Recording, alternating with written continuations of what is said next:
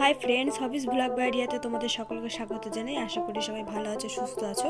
আজকের ব্লগটা সন্ধ্যে থেকে শুরু করলাম। সোনামাকে দেখো হাত খাচ্ছে আর ঘুমোচ্ছে, আবার একটু করে তাকিয়ে দেখছে, আবার ঘুমিয়ে পড়ছে। ওর আজকে 6 দিন বয়স। আর এইদিকে দেখো ওর বাবা ওকে ঘুম পাড়িয়ে দিচ্ছে।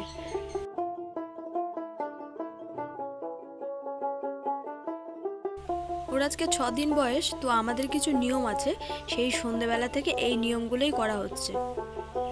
এখানে মা আর ছোটদি মিলে সমস্ত কিছু গুছিয়ে দিচ্ছে। এই দিনে বলে 6 ষষ্ঠী, তো সন্ধ্যেবেলায় 6 ষষ্ঠীর পুজোর ঘট বসানো হবে। আর আজই ও নতুন জামা, চুড়ি, কাজলের টিপ এসব পরবে। আর এদিকে দেখো আমার শরীরটা খুব একটা ভালো নেই, আর আমি এখানে বসে চা আর একটু চিড়ে ভাজা খেয়ে নিচ্ছিলাম। তো মা যেহেতু সবটা জানে, মা বলে বলে দিচ্ছিল, আর ছোটদি সেই সবগুলো গুছিয়ে রাখছিল। এখানে একটা ঘট বসিয়ে দেওয়া হবে, তারপরে খাতা, পেন, পান এসব সমস্ত কিছু রাখতে হবে। তারপরে দেখো একটা তালপাতার মধ্যে হরে কৃষ্ণ হরে রাম এগুলো লিখতে হবে। তো ছোটদি সেটাই লিখে দিচ্ছিল। এই যে এই কুলোর মধ্যে দেওয়া হয়েছে দেখো খাতা, পেন, এক বাটি চাল, তারপরে কাজললতা, তারপরে একটা নতুন জামা, চুড়ি, কার সমস্ত কিছুই এর মধ্যে রাখা হয়েছে। এখন তোমরা পুরো ভিডিওটা দেখতে থাকো, এগুলো দিয়ে কি করা হবে, আশা করি তোমাদের ভালো লাগবে।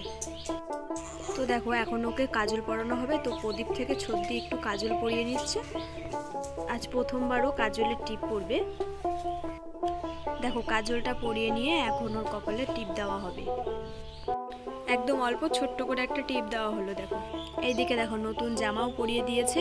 তো কাজলের টিপ পরে সোনাকে কেমন লাগছে তোমরা কমেন্ট সেকশনে অবশ্যই জানিও। আর এই দেখো ওকে এখন চুড়ি পরানো হচ্ছে।